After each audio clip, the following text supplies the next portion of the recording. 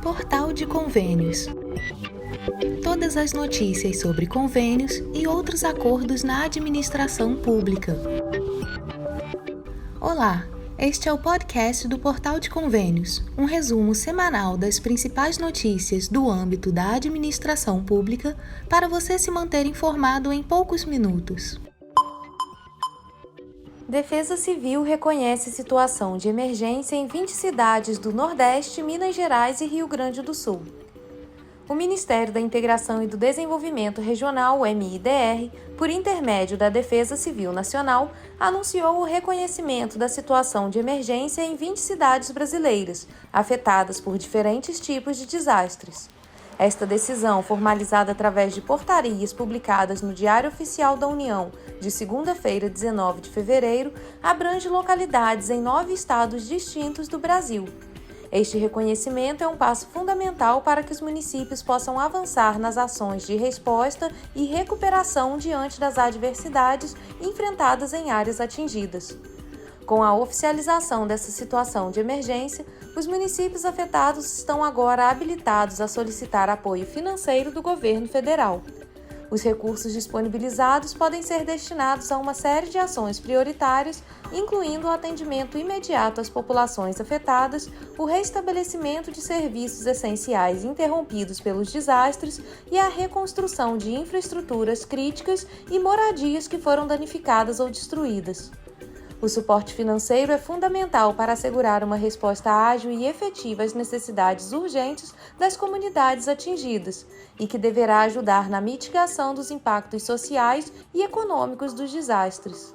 A iniciativa do MIDR visa não apenas fornecer assistência financeira, mas também estimular a adoção de estratégias preventivas e de preparação contra desastres futuros, com o objetivo de diminuir a suscetibilidade das áreas mais vulneráveis a tais ocorrências.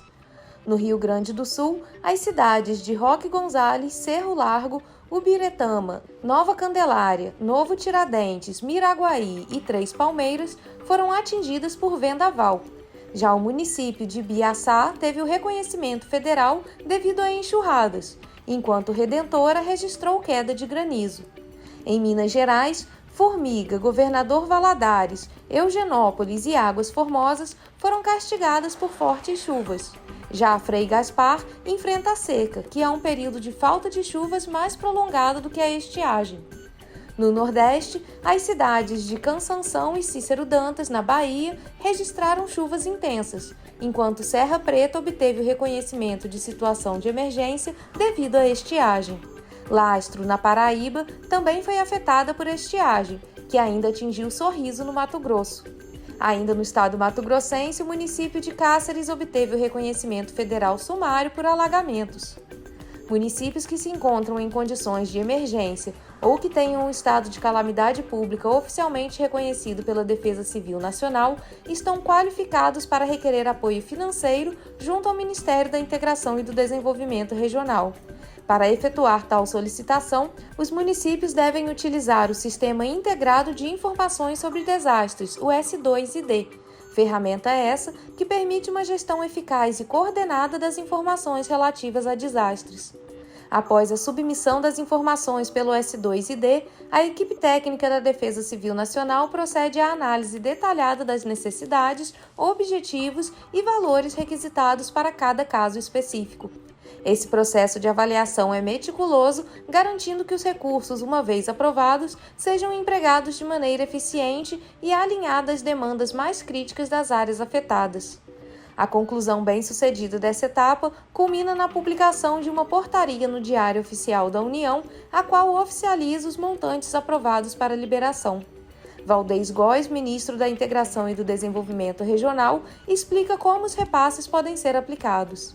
Os recursos de defesa civil podem ser empregados naquele primeiro momento que acontece o desastre para fazer assistência humanitária, para dar kit de higiene, alimentação para as pessoas que foram atingidas, que enfrentam as condições daquele desastre, bem como para restabelecer os serviços essenciais, como, por exemplo, abastecimento de água e desobstruções de vias públicas. Além disso, nós podemos também empregar os recursos da Defesa Civil na reconstrução de infraestrutura públicas destruída pelo desastre ou ainda de habitações destruídas também pelo desastre. A Defesa Civil Nacional oferece uma série de cursos à distância para habilitar e qualificar agentes municipais e estaduais para o uso do S2ID. As capacitações têm como foco os agentes de proteção e defesa civil nas 3 esferas de governo. Acesse portalconvênios.com e confira o link com a lista completa dos cursos.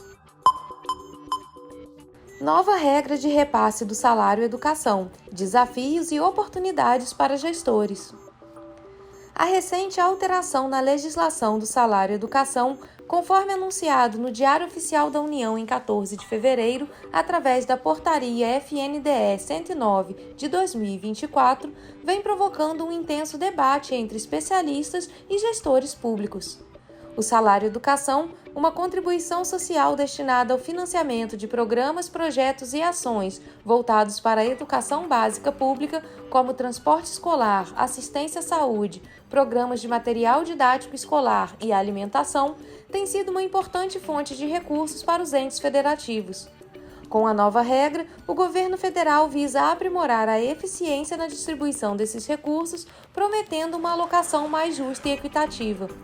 Segundo Eduardo Galvão, professor do IBMEC Brasília, as novas diretrizes para a distribuição desses recursos financeiros representam simultaneamente a diversidade e também oportunidade para os administradores municipais e estaduais. Essa decisão beneficia municípios nas mais de 21 unidades da federação. A implementação dessa nova regra traz desafios e oportunidades para os gestores públicos. Os valores a serem distribuídos podem variar de acordo com o resultado do censo escolar de 2023 e a efetiva arrecadação no ano de 2024. Da mesma forma que o professor do IBMEC, também o consultor de orçamento César Lima entende que o resultado da nova distribuição dos recursos foi justo e beneficiou os que mais precisam.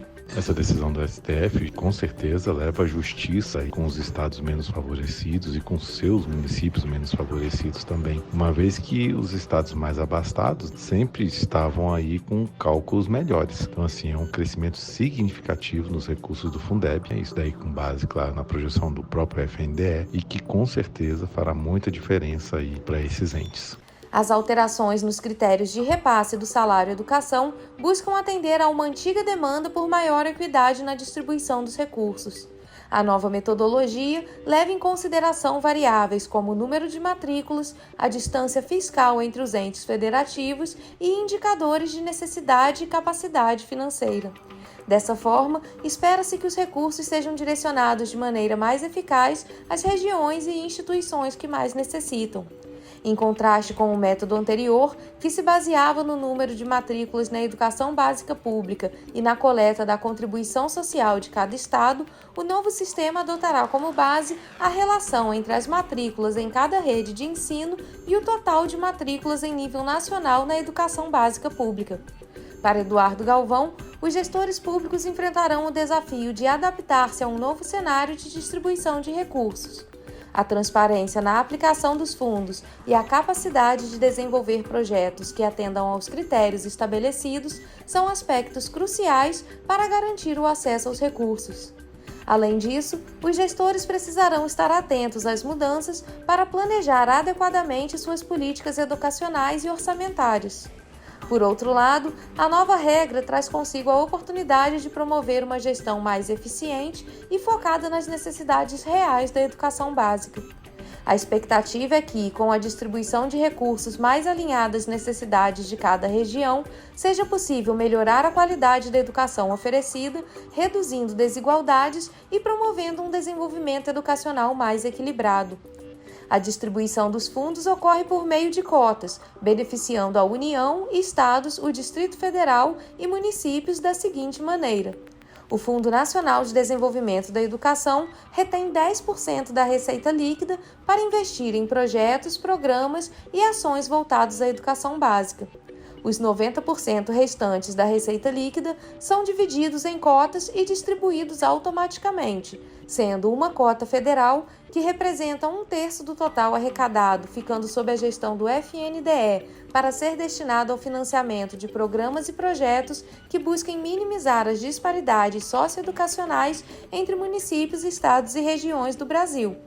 E uma cota estadual e municipal, que equivale a 2/3 da arrecadação, sendo transferida de forma mensal e automática para contas específicas das secretarias de educação estaduais, do Distrito Federal e municipais. A distribuição é proporcional ao número de matrículas em cada rede de ensino, visando o suporte a programas, projetos e ações focados na educação básica, conforme estabelecido no artigo 212, parágrafo 6º da Constituição Federal. A comunidade educacional e os gestores públicos estão em processo de análise das implicações das mudanças anunciadas. Enquanto alguns veem com otimismo a possibilidade de melhorias na qualidade educacional, outros expressam preocupação quanto à implementação e ao impacto nas finanças locais. Com desafios a serem superados e oportunidades a serem aproveitadas, o sucesso dessa iniciativa dependerá do comprometimento dos gestores públicos e da capacidade de adaptação às novas diretrizes, visando sempre a promoção de uma educação de qualidade acessível a todos. Acesse portalconvênios.com e confira as estimativas do Salário Educação 2024 por estado e município. MDS divulga edital de R$300 milhões para Programa Cisternas no semiárido. Edital do Programa Cisternas destina até R$300 milhões em verbas federais para o estabelecimento de tecnologias sociais que facilitem o acesso à água na região semiárida do Nordeste. O anúncio foi feito na terça-feira, 20 de fevereiro, pelo Ministério do Desenvolvimento e Assistência Social, Família e Combate à Fome, o MDS, que divulgou o chamamento público para que órgãos estaduais do Nordeste submetam suas propostas. Este edital está estruturado em 2 fases distintas.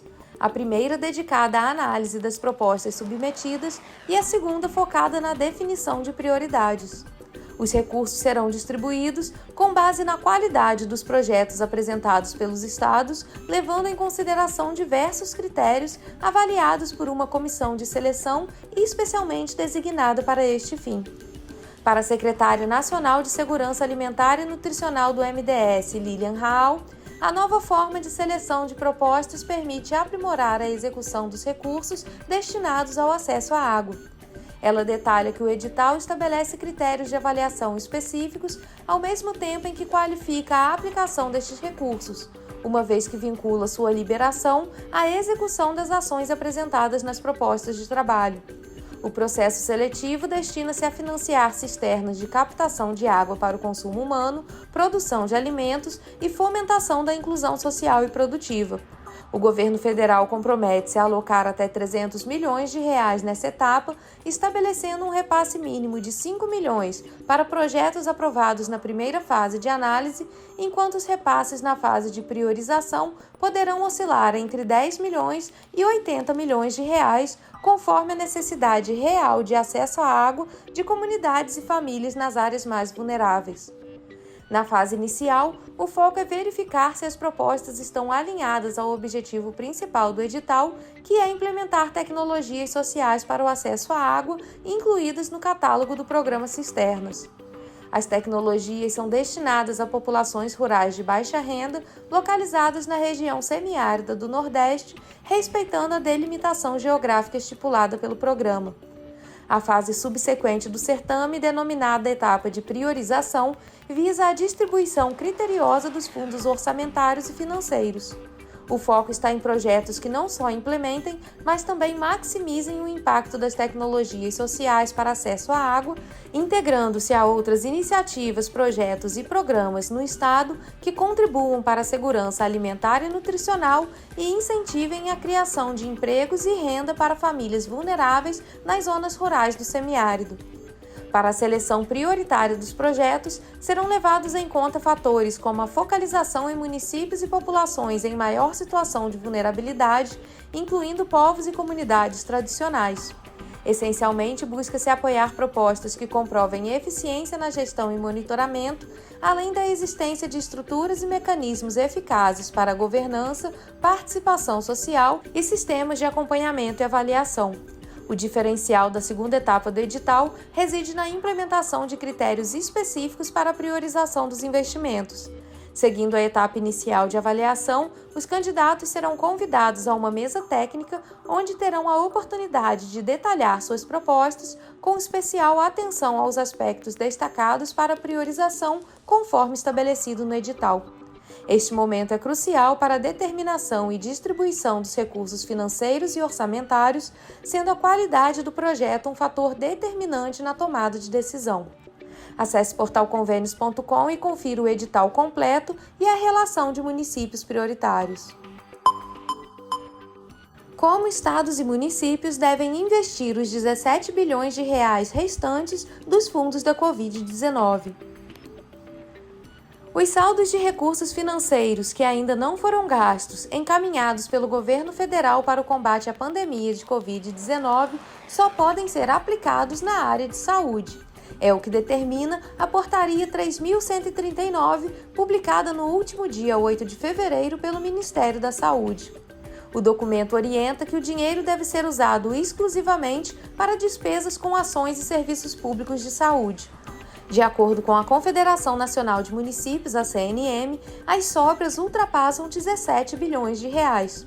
O dinheiro foi repassado pelo Fundo Nacional de Saúde para o enfrentamento da pandemia entre 2020 e 2022. Os especialistas em gestão César Lima e Eduardo Galvão alertam que os prefeitos e governadores têm até 31 de dezembro para usar o dinheiro.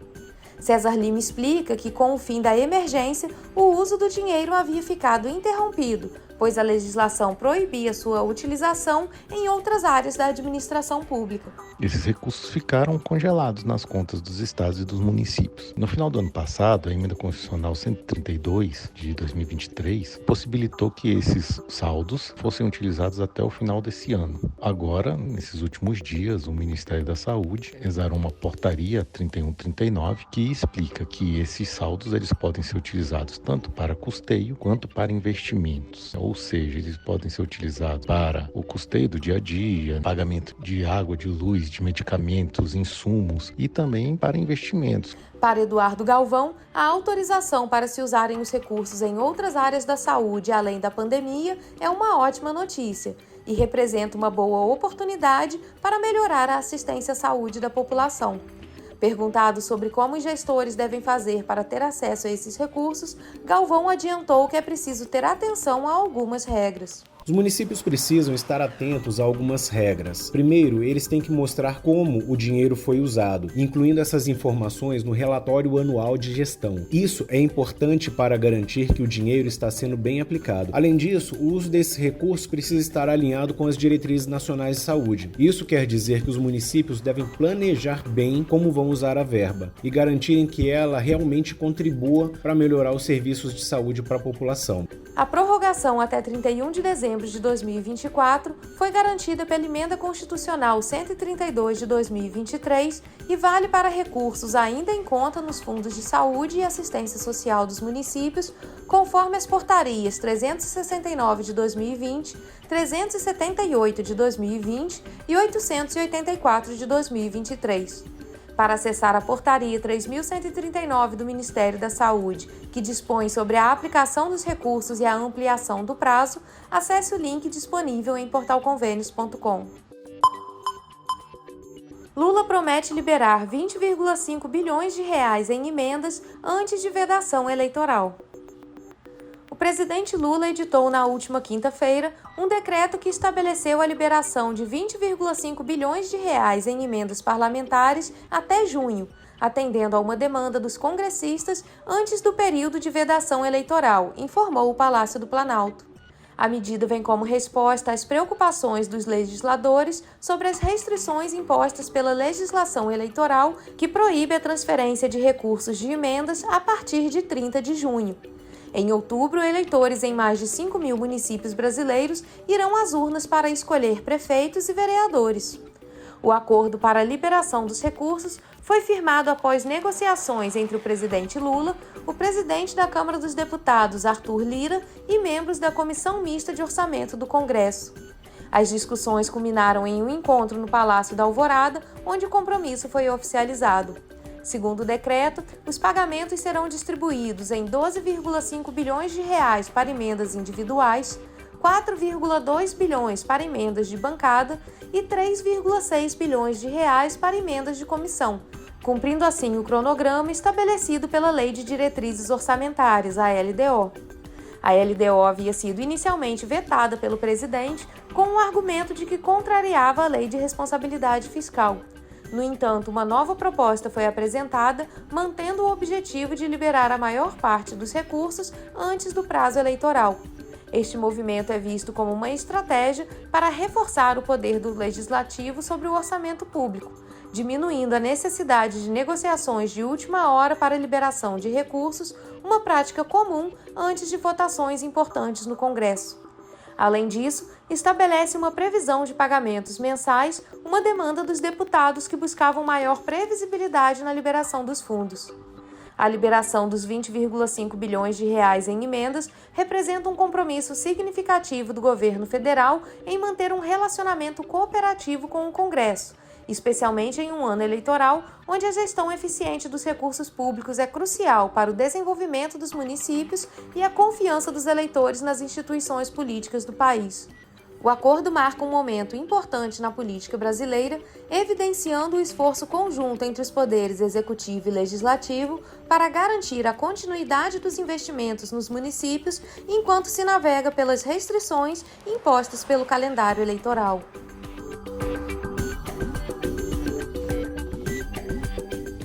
Você ouviu mais um podcast do Portal de Convênios, te atualizando sobre projetos, prazos e ações em administração pública.